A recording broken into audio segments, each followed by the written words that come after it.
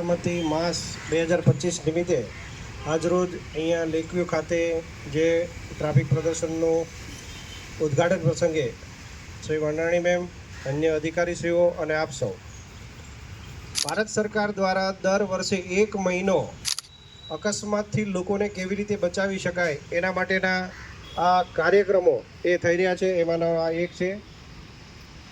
ભારત દેશના લોકો એવા છે, તમે બધા જ ટ્રાફિકમાં છો એટલે ખ્યાલ છે કે ભારત દેશના લોકો એવા છે કે કાળી બિલાડી જોઈને ઊભા રહે છે પણ સિગ્નલની લાલ લાઇટ જોઈને ઊભા રહેતા નથી.